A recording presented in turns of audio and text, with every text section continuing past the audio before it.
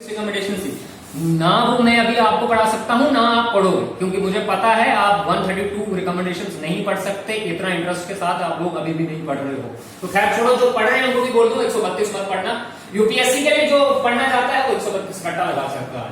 पर आपको पता होना चाहिए कि बलवंत राय मेहता कमेटी ने कितनी रिकमेंडेशन दी, 3 टायर स्ट्रक्चर की, और अशोक मेहता कमेटी जो 1977 में आई उसने 2 टायर स्ट्रक्चर, जिला परिषद और पंचायती राज समिति। अशोक मेहता कमेटी की कुछ इंपॉर्टेंट रिकमेंडेशंस कुछ ये भी हैं। अगर कोई बच्चे नोट्स बनाना चाहते हैं, अच्छे बच्चे हैं, प्यारे बच्चे हैं जो नोट्स बनाना चाहते हैं, मैं उनको बोल दूं कि अशोक मेहता कमेटी रिकमेंडेशंस की कुछ 1-2 लाइनें पूछते हैं। जैसे इस कमेटी ने ये भी बोला कि there is a official participation of the political parties. अगर एग्जाम में पूछेंगे कि पॉलिटिकल पार्टीज की ऑफिशियल पार्टिसिपेशन के बारे में किसने बोला, तो वो अशोक मेहता कमेटी की रिकमेंडेशंस ने बोला। Very important. दूसरा पॉइंट, तीसरा पॉइंट ये बोला कि जो पंचायत होगी इनको पावर दी जाए टैक्सेशन की, खुद से ये टैक्स लगा सके, उस टैक्स से उनको पैसा मिलेगा और उस पैसे से वो अपने लिए खर्च कर सकते हैं। तो टैक्सेशन पावर की रिकमेंडेशंस भी इन्होंने दी। चौथी रिकमेंडेशन इन्होंने दी कि एक ऑडिट एजेंसी बनेगी जो ऑडिट करेगी। स्टेट लेजिस्लेचर की टीम भी बनेगी, एक डिस्ट्रिक्ट ऑडिट एजेंसी बनेगी या स्टेट लेजिस्लेचर की टीम बनेगी जो ये ऑडिट करेगी कि जो फंड्स पंचायती राज को आ रहा है क्या वो गरीब लोगों तक पहुंच रहा है। ये भी उसकी रिकमेंडेशन थी। Very very important. एक और जो वेरी इंपॉर्टेंट थी कि state government can not supersede Panchayati Raj institutions, dissolve नहीं कर सकती पंचायती राज इंस्टीट्यूशन स्टेट गवर्नमेंट। अगर वो डिसॉल्व करती है तो 6 महीने के अंदर ही पंचायती राज की इलेक्शन करवानी पड़ेगी। तो ये थी अशोक मेहता कमेटी की रिकमेंडेशंस। Very important. मैं फिर से रिपीट करता हूं, अशोक मेहता की रिकमेंडेशंस क्या थी? 2 टायर स्ट्रक्चर मैंने बता दिया, official participation of the political parties मैंने बता दिया, टैक्सेशन की पावर दी गई पंचायती राज को मैंने बता दिया आपको। उसके बाद की स्टेट गवर्नमेंट सुपरसीड नहीं कर सकती, डिसॉल्व नहीं कर सकती पंचायती राज इंस्टीट्यूशंस को। अगर डिसॉल्व करती है तो 6 महीने के अंदर इलेक्शन करवानी पड़ेगी। ये कुछ इंपॉर्टेंट रिकमेंडेशंस थी अशोक मेहता कमेटी की। तो 132 नहीं पढ़नी है, जो मैंने बोला वही पढ़नी है। अब उसके बाद वेरी इंपॉर्टेंट, 1977 का टाइम खत्म हो गया। उसके बाद इंदिरा गांधी की भी सरकार आई 1980 में। फिर 1984 में राजीव गांधी की गवर्नमेंट आई, राजीव गांधी की गवर्नमेंट। 1984 में वेरी इंपॉर्टेंट, जो बच्चे लिख रहे हैं वो लिख लेना, 1984 में जीवीके राव कमेटी बनाई गई। जीवीके राव कमेटी बनाई गई, उसने भी स्ट्रेंथन करने की रिकमेंडेशंस दी पंचायती राज को, बट कॉन्स्टिट्यूशनल स्टेटस प्रोवाइड करने की बात नहीं कह रही 1984 में। उसके बाद 1986 में LM Singhvi committee, very important, ये एग्जाम में पूछेंगे बच्चों। 1986 में क्या कौन सी आई? LM Singhvi committee. Very very important, ये यहां तक करना, ठीक है। एलएम सिंघवी कमेटी 1986 में, वेरी वेरी इंपॉर्टेंट। ये पहली कमेटी थी जिसने रिकमेंड किया कि पंचायती राज इंस्टीट्यूशंस को कॉन्स्टिट्यूशनल स्टेटस मिलना चाहिए। That's it. जो आज हम पढ़ रहे हैं कि कॉन्स्टिट्यूशनल स्टेटस के बारे में, वो पहले ना बलवंत राय जी ने दिया, ना अशोक मेहता जी ने दिया, ना जीवीके राव ने बोला। वो बोला किसने? 1986 में एलएम सिंघवी जी ने। उनकी कमेटी की रिकमेंडेशंस थी कि ये जितना भी हम यहां पर रिकमेंडेशन कर रहे हैं, ये तब तक लागू लोग सीरियस नहीं ले सकते जब तक कॉन्स्टिट्यूशनल स्टेटस नहीं प्रोवाइड किया। हम देश में अगर आज बच रहे हैं तो उसी संविधान की वजह से बच रहे हैं, नहीं तो आज किसी ना किसी का तो कत्ल कोई ना कोई कर ही देगा। डेमोक्रेसी का तो कत्ल हो सकता है या होता भी है या होता आया है। तो डेमोक्रेसी को बचाने के लिए आज कौन खड़ा है? कॉन्स्टिट्यूशन खड़ा है। जब तक कॉन्स्टिट्यूशनल स्टेटस प्रोवाइड नहीं होता है पंचायती राज को, तब तक पंचायती राज स्ट्रेंथन कैसे होगा? तो एलएम सिंघवी ने 1986 में बोल दिया कि कॉन्स्टिट्यूशनल स्टेटस प्रोवाइड होना चाहिए। तो एग्जाम का क्वेश्चन बन गया आपका। क्या बन गया? कि कौन सी कमेटी की रिकमेंडेशंस में ये था कि पंचायती राज इंस्टीट्यूशन को कॉन्स्टिट्यूशनल स्टेटस मिलना चाहिए। तो कौन सी था? LM Singhvi committee. Very important. But हुआ पॉलिटिक्स। 1989 का टाइम आया, राजीव गांधी ने एक बिल पेश करने की, पास करने की सोची। वेरी इंपॉर्टेंट, 1989 की मैं बात कर रहा हूं, एक बिल पास करने की सोची, पहला बिल था जिसको बोला गया, जो कॉन्स्टिट्यूशनल स्टेटस की बात कर रहा था, 64th अमेंडमेंट बिल। कौन सा बिल? 64th amendment bill. 1989 की बात कर रहा हूं मैं बच्चों, ध्यान से समझना। 1989 राजीव गांधी की गवर्नमेंट ने 64th अमेंडमेंट बिल मूव किया लोकसभा में, कॉन्स्टिट्यूशनल बिल था ये। लोकसभा में उस समय 1984 में कांग्रेस 400 प्लस सीट्स लेकर आई थी, तो लोकसभा में उनके लिए बड़ा मजबूत था इसको पास करवाना। पास हो गया लोकसभा में, बट कहां फंस गया? राज्यसभा में फंस गया बच्चों, समझना इसको। 64th अमेंडमेंट बिल अगर मैं कहता हूं, अगर उस समय पास हो जाता तो आज आपको 73rd नहीं 64th ही दिखना था। 64th 1989 में क्या हुआ? राजीव गांधी की गवर्नमेंट ने लोकसभा में इसको पेश किया, लोकसभा में पास भी हो गया क्योंकि मेजॉरिटी थी, 400 प्लस सीट थी, बट राज्यसभा में फंस गया बेचारा। राज्यसभा ने इसको रिजेक्ट कर दिया बच्चों। कॉन्स्टिट्यूशनल अमेंडमेंट बिल जब लोकसभा में पास हो जाए और राज्यसभा में वो पास नहीं हो तो सिचुएशन हो जाती है डेडलॉक की। और डेडलॉक में आपको पता है ज्वाइंट सिटिंग होती है, बट जो कॉन्स्टिट्यूशनल अमेंडमेंट बिल होते हैं, वेरी वेरी इंपॉर्टेंट, जो कॉन्स्टिट्यूशनल अमेंडमेंट बिल होते हैं उनमें ज्वाइंट सिटिंग नहीं होती है। अगर कॉन्स्टिट्यूशनल अमेंडमेंट बिल या मनी बिल कोई भी लोकसभा से पास होकर अगर राज्यसभा में पास नहीं होता है तो वो लैप्स हो जाता है, वो खत्म हो जाता है, वो फेल हो जाता है। समझ में आ रही है? तो ध्यान से समझना। कॉन्स्टिट्यूशनल अमेंडमेंट बिल, तो ये कॉन्स्टिट्यूशनल अमेंडमेंट बिल रिजेक्ट कर दिया गया राज्यसभा में। मैंने आपको बताया था कि कॉन्स्टिट्यूशनल अमेंडमेंट बिल में लोकसभा से भी स्पेशल मेजोरिटी चाहिए, राज्यसभा से भी स्पेशल मेजोरिटी चाहिए, फिर प्रेसिडेंट के पास हो जाता है। तो 64th हमारा फेल हो गया 1989 में इलेक्शंस भी हुई, राजीव गांधी की गवर्नमेंट हार गई, कांग्रेस पार्टी हार गई, 197 सीट्स ही मिली थी, हालांकि पहले नंबर की पार्टी थी वो। प्रेसिडेंट साहब ने बुलाया भी पार्टी गवर्नमेंट बनाने के लिए उनको, पर वो नहीं आए। राजीव गांधी ने बोला हमारे पास नंबर्स नहीं है, गवर्नमेंट नहीं बनाएंगे। 1989 में कांग्रेस पार्टी की सीट्स कम हो गई। उसके बाद फिर से जब इलेक्शन करवाई जानी थी, इसी बीच में 1991 में राजीव गांधी को असैसिनेट कर दिया जाता है, राजीव गांधी का मर्डर हो जाता है, राजीव गांधी को मिलिटेंटों द्वारा मार दिया जाता है। और इसी बीच में एक बंदा आता है मई 1991 में, जिसका नाम है very important, PV Narasimha Rao. Prime minister बनते हैं हमारे देश के 1991 में।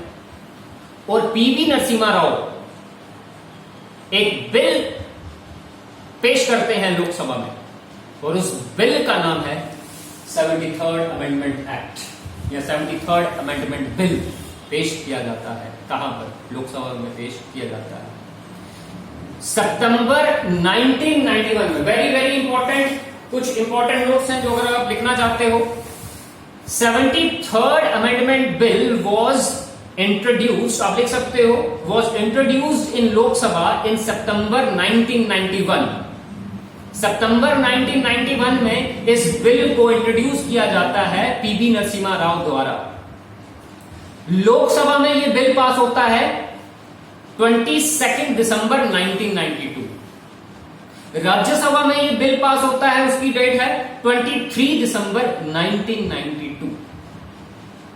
वेरी इंपॉर्टेंट, फिर से देख लो, मैं बता रहा हूं आपको। मिटा दें इसको थोड़ा सा मिटा देते हैं। मैं आपको बता देता हूं, ये बड़ा इंपॉर्टेंट है, ये कहीं जाना नहीं चाहिए, चला जाएगा तो फिर मुश्किल हो जाएगी ये जो टॉपिक है। क्या बोला मैंने? 73rd अमेंडमेंट बिल इंट्रोड्यूस किया जाता है लोकसभा में कब? सितंबर 1991 में। उसके बाद लोकसभा में यह बिल पास होता है 22 दिसंबर 1992। राज्यसभा में यह बिल पास होता है 23 दिसंबर 1992। ये डेट्स याद रखना। और ये बिल, उस समय प्राइम मिनिस्टर कौन है? पीवी नरसिम्हा राव। उस समय प्राइम मिनिस्टर है। तो इस बात को भूलना मत, ये बहुत इंपॉर्टेंट है। अगर आप इसको भूल गए तो बड़ी मुश्किल में फंस जाओगे। नेशनल डेवलपमेंट काउंसिल लोकसभा 22 दिसंबर 1992, राज्यसभा 23 दिसंबर 1992 बिल इंट्रोड्यूस किया लोकसभा। देखो ध्यान से समझो, ये है amendment, constitutional amendment, 73rd constitutional amendment act है। जब भी ऑर्डिनरी अमेंडमेंट की बात नहीं कर रहा, जब भी मैं कॉन्स्टिट्यूशनल अमेंडमेंट बिल की बात करूंगा, जो कॉन्स्टिट्यूशनल अमेंडमेंट बिल जो होता है वो आप किसी भी हाउस में उसको ला सकते हो, चाहे वो लोकसभा में हो चाहे वो राज्यसभा में हो। फिर अगर आपने वो लोकसभा में लाया तो लोकसभा में स्पेशल मेजोरिटी के तहत उसको पास होना पड़ता है। फिर वो बिल राज्यसभा में जाता है, वहां पर स्पेशल मेजोरिटी के तहत वो पास होता है। उसके बाद वो प्रेसिडेंट के पास जाता है। तो यहां पर क्या हुआ, कब पेश किया गया, लोकसभा। वेरी इंपॉर्टेंट, जो ये 73rd अमेंडमेंट बिल है वो किस हाउस में एग्जाम में पूछ सकते हैं, पेश किया गया लोकसभा में 1991 में। फिर लोकसभा में वो पास कब हुआ, 1992 में। राज्यसभा में कब पास हुआ, 1992 में। उसके बाद प्रेसिडेंट ने इसको साइन किया अप्रैल 20, 1993। एक साल का टाइम क्यों? कहने को तो उस समय पास हो गए, हम प्रेसिडेंट के पास दे सकते थे, पर इसके पीछे भी लॉजिक है। क्या लॉजिक है कि कॉन्स्टिट्यूशनल अमेंडमेंट, जब भी कोई बिल में फेडरल प्रोविजंस की बात की जाती है, फेडरल प्रोविजंस मतलब जब भी सेंट्रल गवर्नमेंट और स्टेट गवर्नमेंट को भी अगर बीच में उस बिल में लाया होता है तो वो लोकसभा में स्पेशल मेजोरिटी में पास होना चाहिए, राज्यसभा में स्पेशल मेजोरिटी में पास होना चाहिए। उसके बाद वो अगर फेडरल प्रोविजन के रिलेटेड कोई कॉन्स्टिट्यूशनल अमेंडमेंट बिल है, उसके बाद वो स्टेट असेंबली में जाता है और स्टेट असेंबली में हाफ ऑफ द स्टेट की रजामंदी होनी चाहिए। उस हाफ ऑफ द स्टेट की रजामंदी के बाद वो बिल प्रेसिडेंट के पास जाता है और प्रेसिडेंट, अगर कॉन्स्टिट्यूशनल अमेंडमेंट बिल है तो प्रेसिडेंट उसको फर्दर रिकमेंडेशंस के लिए वापस नहीं भेजते हैं और वो पास कर दिया जाता है। तो यहां पर ये फेडरल स्ट्रक्चर के लिए था, फेडरल स्ट्रक्चर के लिए ही था। इसमें सेंट्रल गवर्नमेंट भी थी, स्टेट गवर्नमेंट भी थी। और इस बिल को उस समय 17 असेंबलीज, स्टेट असेंबलीज का कंसेंट मिला। वेरी इंपॉर्टेंट, स्टेट असेंबलीज का भी कंसेंट मिला था।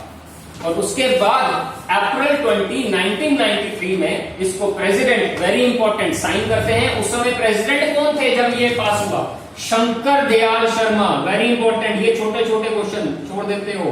शंकर दयाल शर्मा उस समय कौन थे, इसको थोड़ा रखना, ठीक है। शंकर दयाल शर्मा उस समय प्रेसिडेंट थे, प्रेसिडेंट ऑफ इंडिया थे, जिन्होंने क्या किया, इस अमेंडमेंट पे साइन किया अप्रैल 20, 1993। और ये एक्ट बन गया और ये केम इनटू फोर्स में कब आया, अप्रैल 24, 1993 में ये फोर्स में आया, इंडियन गजट में ये नोटिफाई हुआ। 64th अमेंडमेंट जो बिल था, वो जो 64th अमेंडमेंट जो बिल था, जो 1989 में राजीव गांधी की गवर्नमेंट ने लाने की कोशिश की थी, जो फेल हो गया था। वो फेल क्यों हो गया था?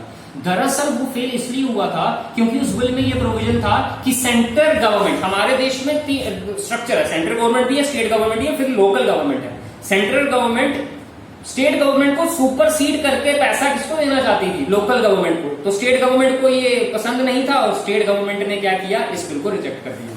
यहां पर क्या था, यहां पर उस क्राइटेरिया को चेंज किया गया और इस वजह से ये बिल पास हो गया और ये एक्ट बन गया, 73rd कॉन्स्टिट्यूशनल अमेंडमेंट एक्ट 1993। ये इसका इंट्रोडक्शन था, ये इसका प्रोसेस था। जो आज हम पढ़ते हैं पंचायती राज इंस्टीट्यूशंस को कॉन्स्टिट्यूशनल स्टेटस प्रोवाइड करने वाला जो एक्ट था वो था 73rd अमेंडमेंट एक्ट 1992, जो लागू कब हुआ, 1993 में। किसने मूव किया, पीवी नरसिम्हा राव ने। कहां मूव किया था, लोकसभा में। उस समय प्रेसिडेंट कौन थे जब ये पास हुआ, शंकर दयाल शर्मा। कॉन्स्टिट्यूशनल अमेंडमेंट होता, बिल क्या होता है, मैंने बता दिया, स्पेशल मेजोरिटी चाहिए। अगर वो फेडरल प्रोविजंस के साथ है तो स्टेट की भी रजामंदी चाहिए और स्टेट का क्या चाहिए, सिंपल मेजॉरिटी चाहिए।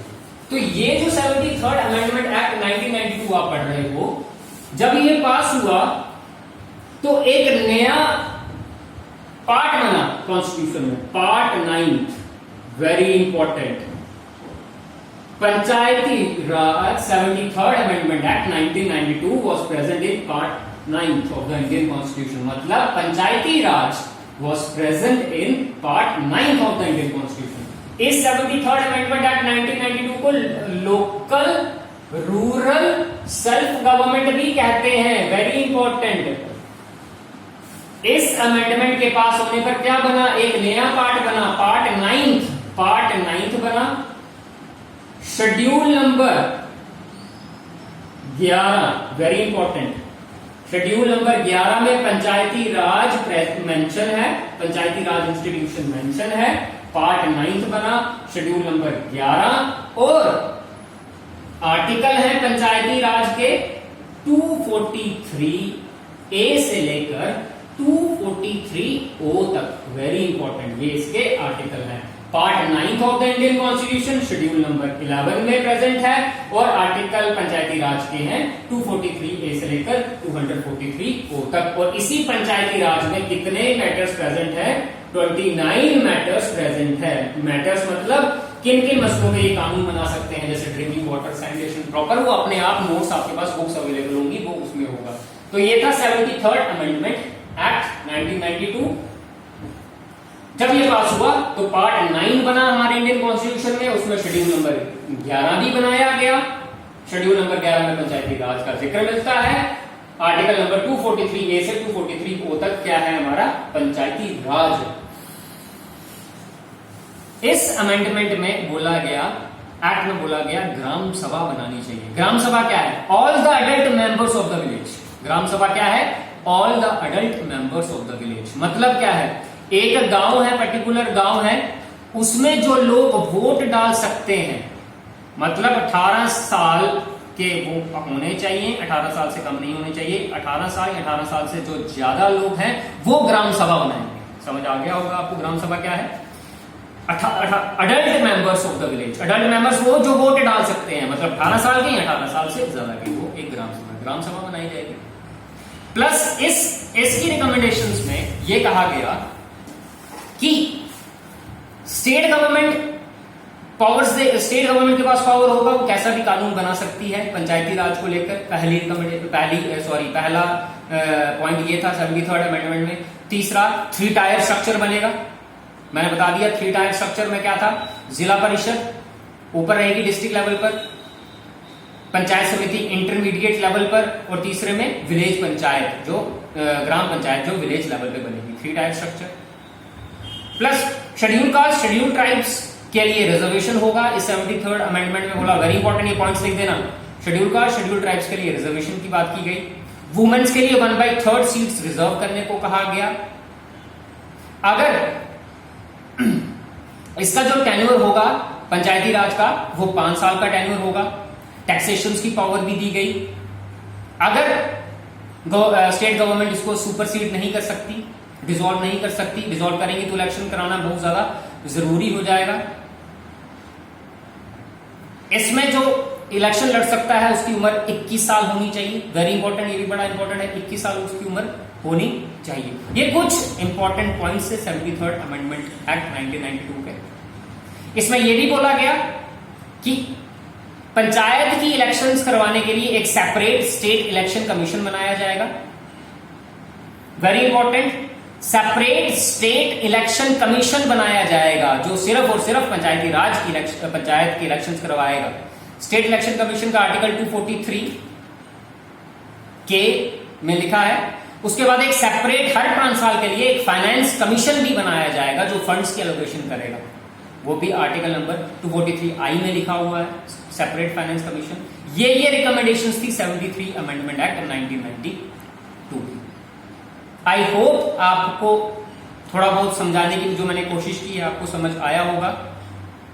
अगर कोई डाउट है तो आप मुझे कमेंट कर सकते हैं या मेरे को फेसबुक मेरी आईडी है, उस पर आप इनबॉक्स में मैसेज करके मुझसे डाउट पूछ सकते हैं।